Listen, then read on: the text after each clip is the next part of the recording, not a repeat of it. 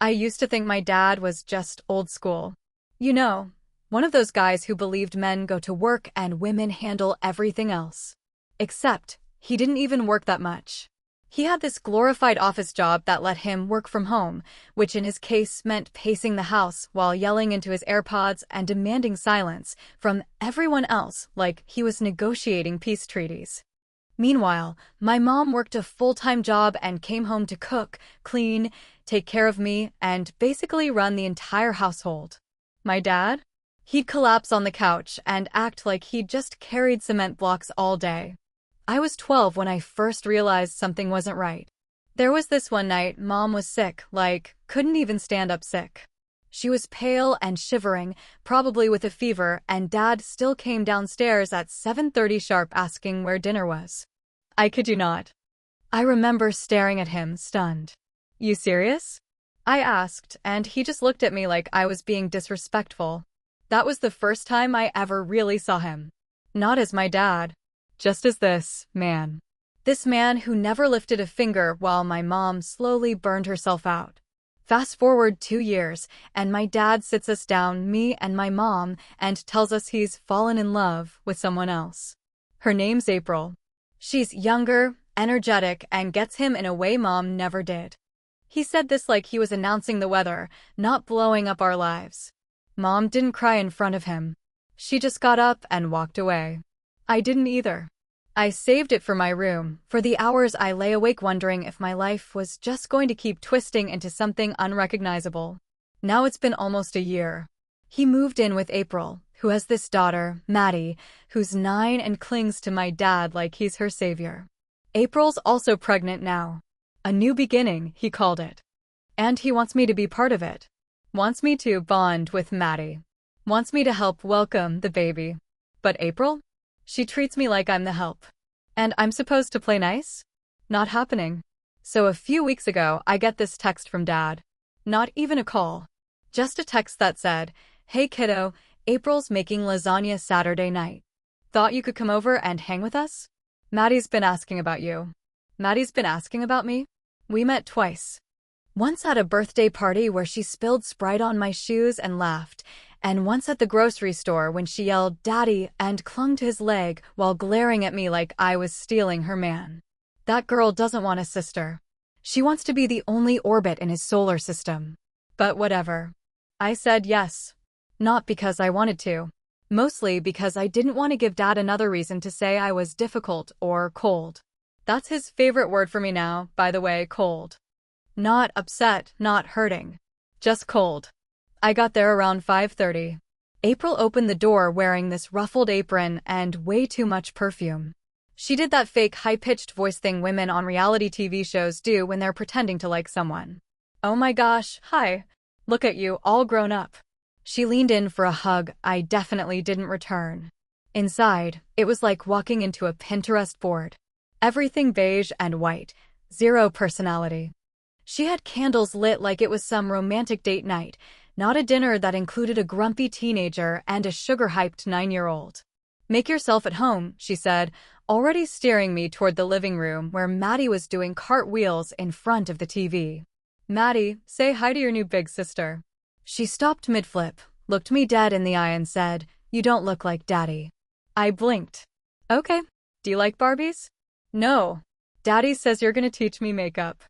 That was news to me. Then Dad walked in, grinning like this was all going exactly to plan. "There's my girl," he said, arms wide like I was 5 again and still thought he was a superhero. "Hey," I mumbled, sitting as far from Maddie's glitter explosion as possible. Dinner was chaos. And it only got worse when April decided to play hostess dictator.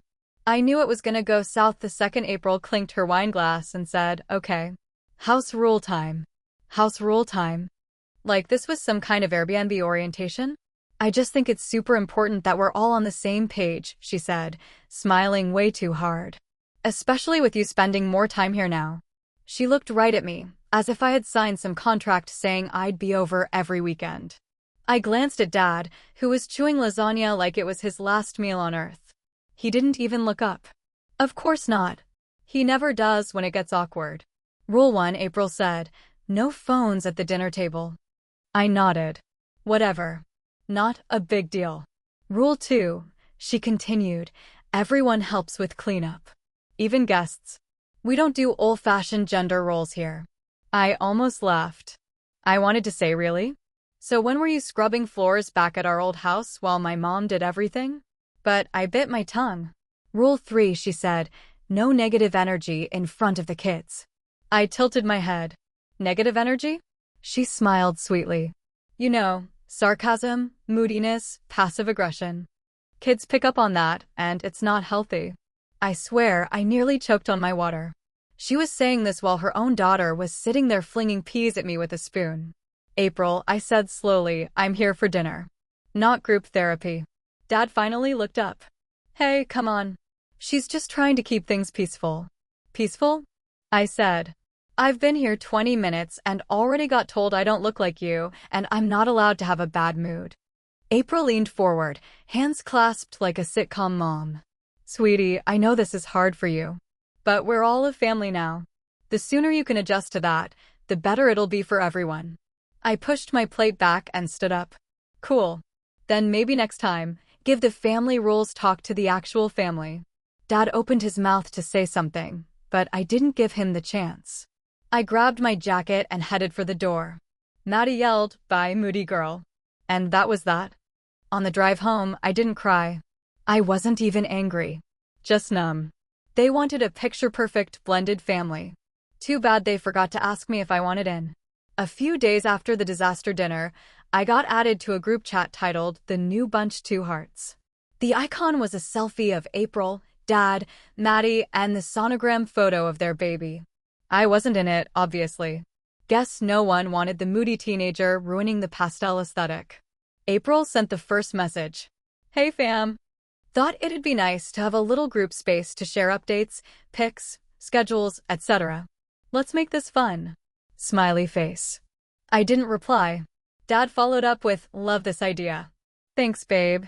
Then Maddie sent a voice message yelling, I can't wait to have a sister. We're gonna share everything. My stomach turned. I muted the chat. 2 hours later, April messaged me directly. Hey, sweetie. Noticed you didn't respond in the group. Everything okay? Everything okay?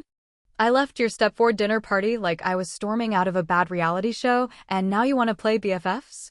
I didn't answer. Dad called that night. He always waits till after 9, once he thinks I've cooled off. Hey, kiddo, he started, soft like he was talking to a dog skittish from fireworks. April's trying really hard.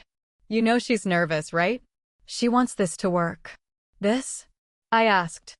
You mean pretending like you didn't blow up our lives and now want me to play big sister in your DIY family? He sighed. It's not like that. It's exactly like that. There was a pause. I miss you. Then maybe you should have thought of that before turning my life into your midlife crisis. Click. I didn't even let him finish. I knew if I did, I'd end up apologizing. He always made me feel guilty for his choices. Like if I wasn't so angry all the time, maybe he wouldn't have left. Maybe April wouldn't be here. Maybe Maddie wouldn't call him daddy like he didn't already have a daughter. A real one. Me. After that, I didn't hear from him for 3 days.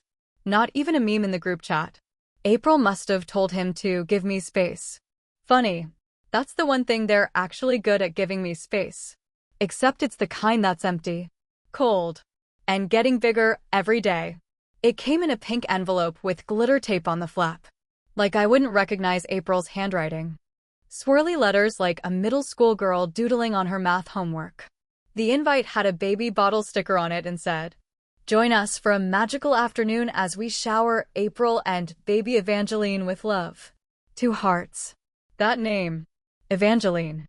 I swear she picked it just to sound elegant and delicate and better than everyone. The kind of name that looks pretty on a monogrammed blanket. I didn't even finish reading the card. I shoved it back into the envelope and left it on the kitchen counter. Mom saw it later that night. She picked it up, squinted at it, and just quietly put it in the recycling bin. She didn't say a word. Not one. That's how she's been since Dad left. Quiet. Like she used up all her energy on trying to hold the marriage together, and now there's nothing left but silence and late-night cups of tea she never drinks. You going? She asked eventually, eyes still on her phone like it didn't matter. Do I look like I'm going?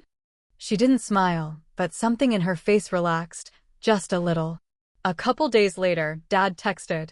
Not even to ask, just to remind. Don't forget about the baby shower this Saturday. Maddie picked out a special seat just for you. It'd mean a lot if you came. April's really hoping you'll be there. I didn't respond. So April followed up. Because of course she did. Hey, sweet girl. Just wanted to make sure you got your invite. The theme is Enchanted Garden, so feel free to dress flowery if you'd like.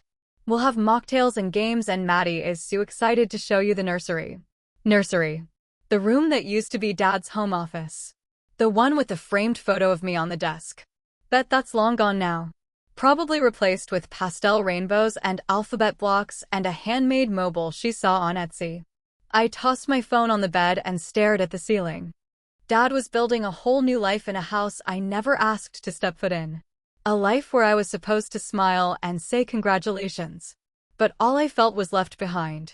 It came through Instagram of all places. Maddie sent me a video. She'd never messaged me before. Honestly, I forgot she even followed me. It was one of those vertical videos with sparkles and filters and background music from some animated princess movie. She was wearing a tutu and spinning in what I assume was her pink glitter explosion of a bedroom. The caption said, "Practicing my dance for when baby Evangeline gets here. Hope you come to the shower, sissy." Sissy. I watched it twice, not because I wanted to, but because I couldn't believe it was real. She smiled so wide. Like she truly believed I was going to show up and clap along while she twirled in front of April's baby bump and a table full of cupcakes. I wanted to be mad at her. I did. I wanted to say, hey, I'm not your sissy. Your mom wrecked my family, and your new baby sister is just a reminder of what I lost. But she's 9. And in her world, things probably look shiny and happy and simple. She has no idea how broken everything is underneath all that sparkle. Still, I didn't reply. I didn't even heart the message. I just let it sit there, like everything else I've ignored from that side of my life. That night, Dad called again. I let it ring out. He called back. Then he left a voicemail. Hey, listen. I know this is tough. But Maddie really looks up to you. She talks about you all the time, says she wants to be just like you when she grows up. And April's doing her best, you know? I wish you could see that. We're not trying to replace anything. We're just trying to build something. It'd mean a lot to have you there. Think about it, okay? I deleted the voicemail halfway through. Not because I didn't want to hear it, but because hearing it made my chest feel tight in that way it does when you're trying really hard not to cry, but your body won't let you forget how hurt you are. They keep calling it building something new. But I'm the rubble they built it on. Saturday came whether I wanted it to or not. The day of the shower. The pastel apocalypse. I woke up to sunlight streaming through my window like the universe was mocking me with its good mood. I stayed in bed most of the morning, scrolling mindlessly.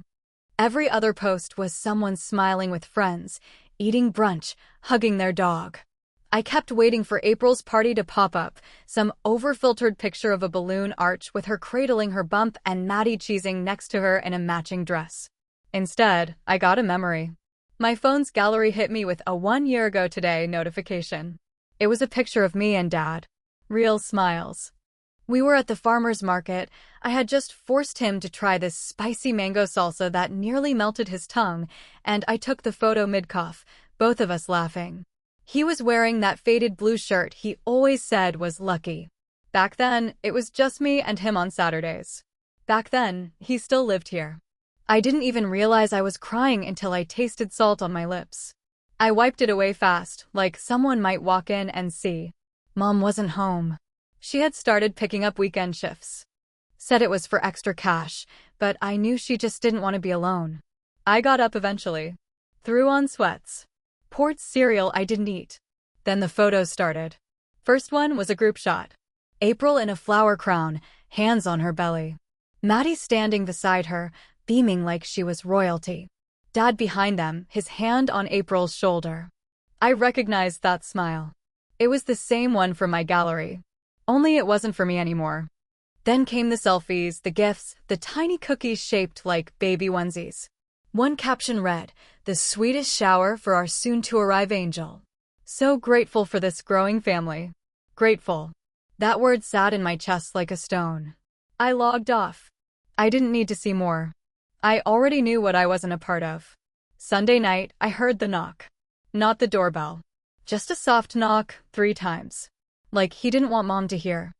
I opened the door and there he was, holding a Tupperware container wrapped in a dish towel like it was some peace offering. "April made extra," he said. "Congrats," I replied, not moving. He stood there, awkward, like a guest in his own past. I just wanted to drop it off. "Thought maybe you'd be hungry." "I'm good." A beat. Then another. "Can I come in?" I shrugged.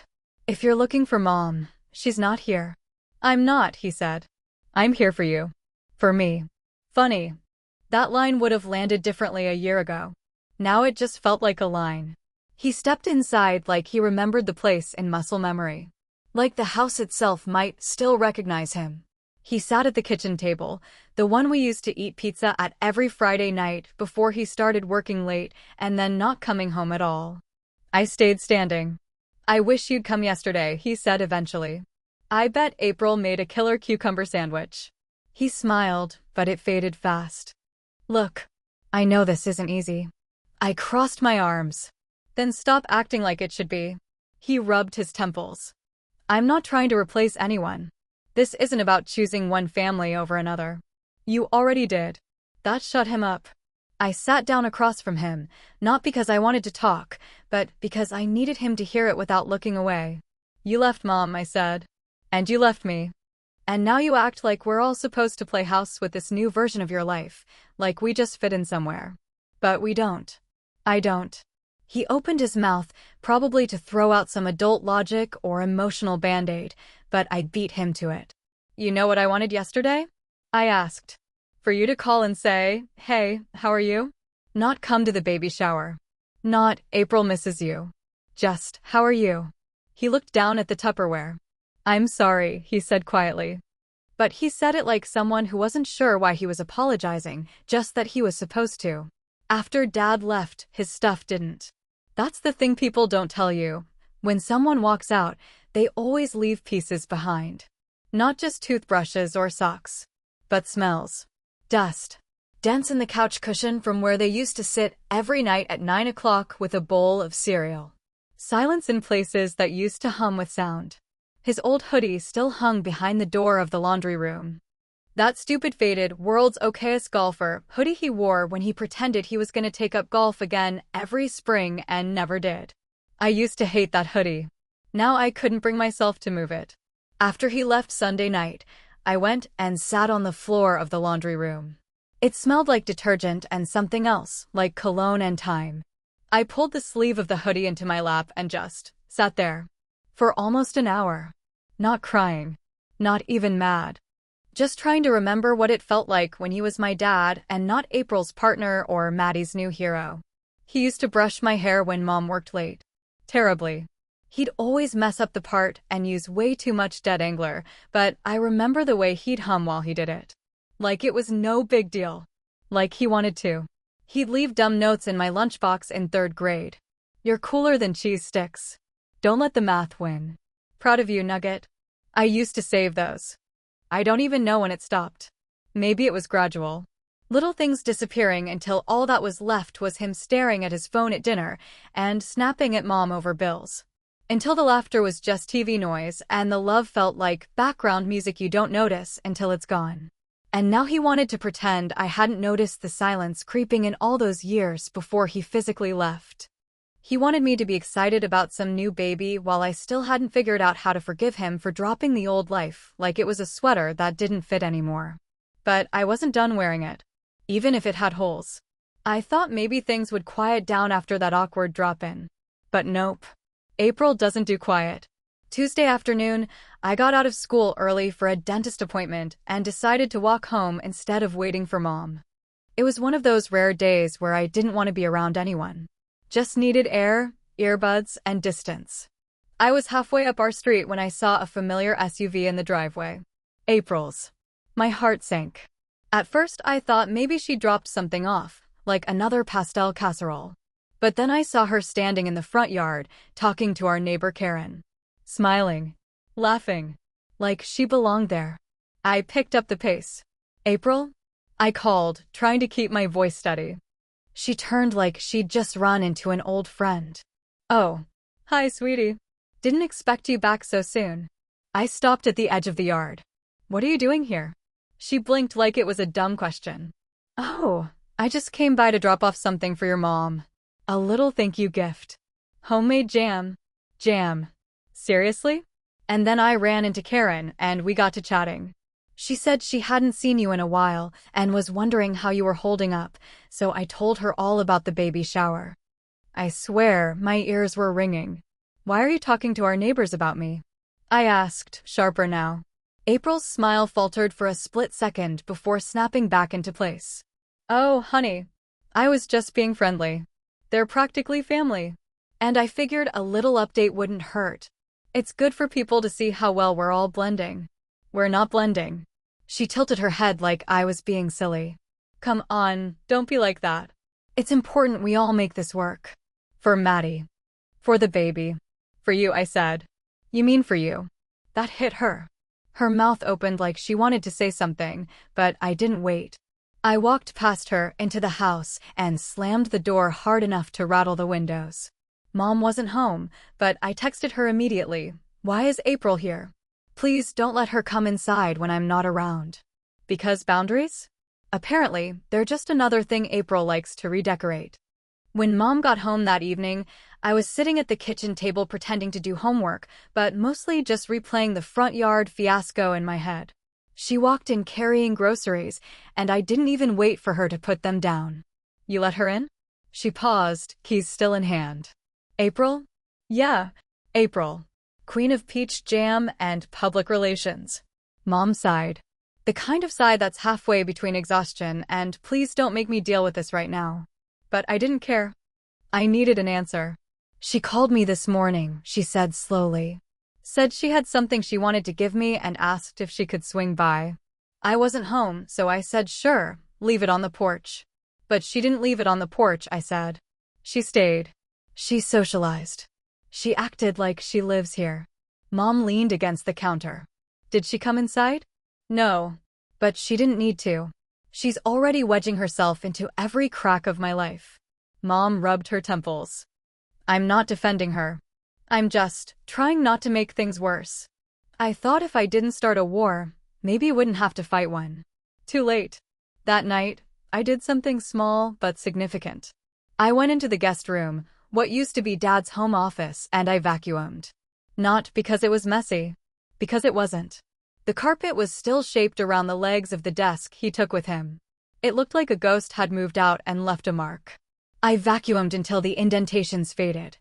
I didn't know why it mattered so much. Maybe because April had started decorating a nursery in their new place, and I didn't want reminders of the life she bulldozed.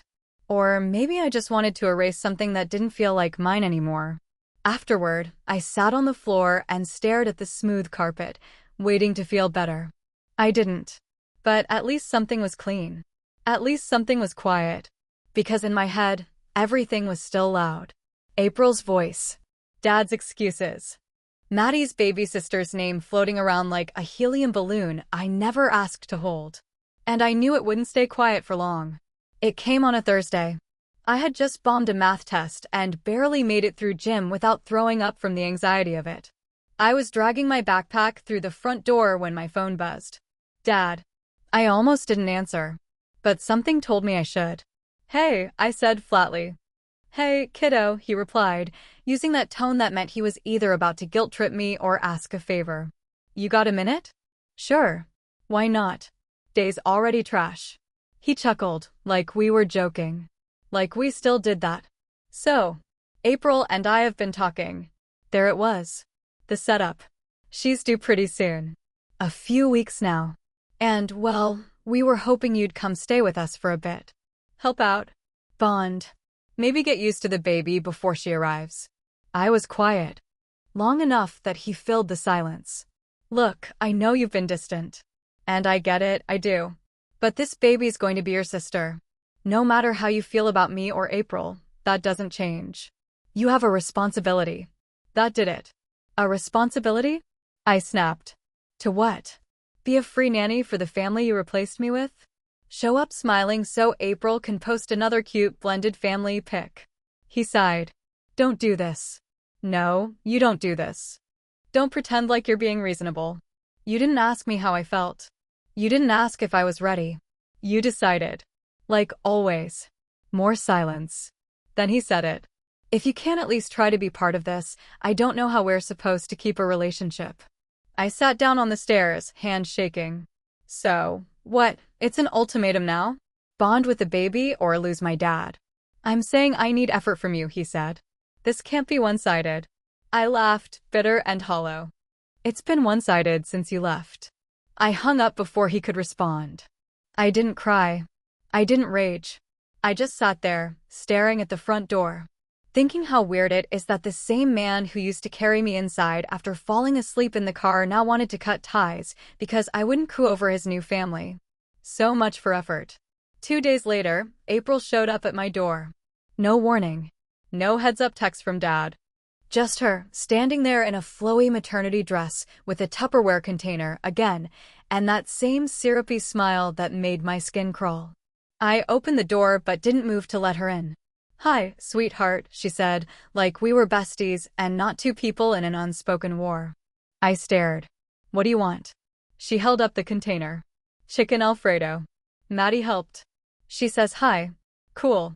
April took a breath, eyes darting toward the driveway like she half expected my mom to come out and save her. When no one did, she tried again. I know things have been tense, she started. But I thought maybe we could talk? Just the two of us. Woman to woman. I wanted to slam the door. But some curious, masochistic part of me nodded. We sat at the kitchen table, same table where Dad used to help me with homework, back before April's name was anything but a month on the calendar. She folded her hands. I know you think I stole your dad. That I ruined your family. Didn't you? Her lips tightened, but she didn't flinch.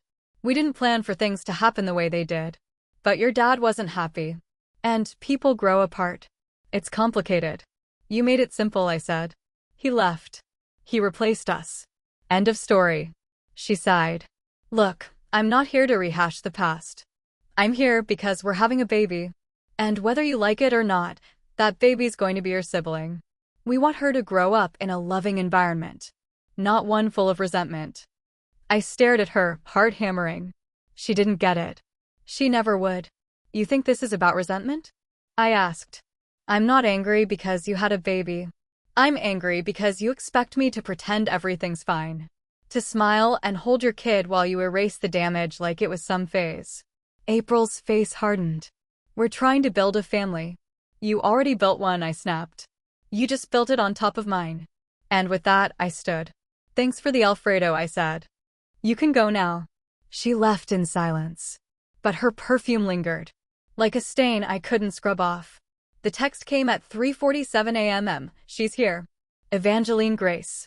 6 pounds 12 ounces perfect. Dad sent it, followed by a blurry picture of a wrinkled, red-faced baby swaddled in pastel yellow. April was in the background, teary-eyed and smiling, holding the newborn like she'd just given birth to peace on earth. I didn't reply. The next morning, he called. I let it ring. Then again. Finally, I answered, still wrapped in my blanket, voice scratchy. Hey, he said, too cheery for someone who hadn't slept in probably 2 days. She's perfect. You should see her. Tiny fingers, full head of hair. Cool. April's doing great. Maddie's over the moon. She keeps calling herself Big Sissy Deluxe. He laughed like that was the cutest thing on the planet. I closed my eyes. Congrats. There was a pause. We'd really love for you to come visit. Today if you can. Bring your mom, too. I almost laughed. You think Mom wants to visit the hospital room where her ex-husband and his mistress just welcomed a baby? He sighed. Don't make this ugly. I'm not, I said. I'm just not playing the part you wrote for me. She's your sister, he said, low and firm now.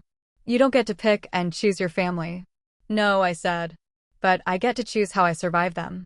I hung up. It wasn't dramatic. Just done. Later that day, I saw the post. It was everywhere: April's Instagram, Dad's Facebook, even Maddie's little kid account she barely uses. Welcome to the world, sweet Evangeline. You are so loved already. Our hearts are full. There were balloons, flowers, hashtags, and over 100 comments from people saying things like, "What a beautiful family," and "So lucky to have such amazing parents." Amazing parents. I slammed my laptop shut. Then I went into my closet and pulled down an old photo box I hadn't touched in months. Inside was a picture of me and Dad on my 7th birthday. We were holding up a cardboard sign that said, "Best day ever." He had frosting on his cheek, and I was mid-laugh. I stared at it for a long time. Then I put it back, closed the box, and shoved it behind a stack of shoes. Because some things aren't memories anymore. They're reminders. And I didn't need one today. It's been 3 weeks since the baby was born. 3 weeks of silence from Dad. Not even a forwarded meme or guilt-trippy voicemail. I think he's giving me space, which is just code for hoping I come around. I won't. I'm not mad anymore. Not the way I was. That hot, shaking, stormy kind of mad? It's gone. What's left is colder. Quieter. I finally sat down with Mom and told her everything. About the baby. About the visit from April. About the phone call that felt more like an audition than a conversation. She didn't say much. Just listened. When I was done, she said, "You don't owe anyone anything, you know." I nodded, but it took a few days for that sentence to really land. To really sink into the cracks April left behind. Because she was right. I don't owe Dad my forgiveness. I don't owe Maddie my big sister energy. And I definitely don't owe April my compliance. What I owe is to myself. So I started small. I deleted the group chat.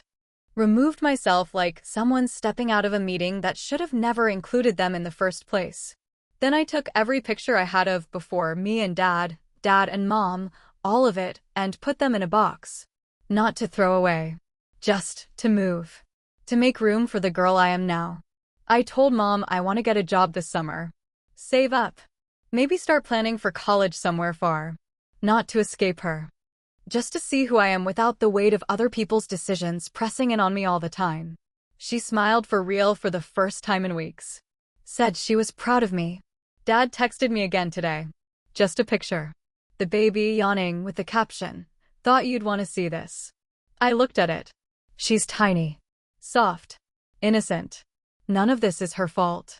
But that doesn't mean I'm ready to be part of her story. So I didn't reply. Instead, I went outside. Walked down the street. Felt the sun on my face. And for the first time in a long time, I didn't feel forgotten. I felt free.